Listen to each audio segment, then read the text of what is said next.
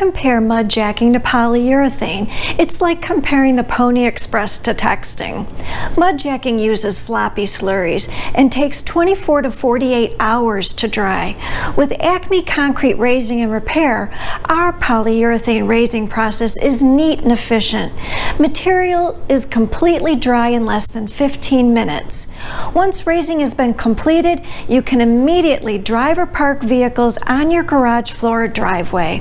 Sidewalks and patios are available for immediate use. Polyurethane is fast and durable. In addition, it's a preferred method for repairing busy highways given its minimal operation disruption. Commercial industries also take advantage of this superior and quick repair process.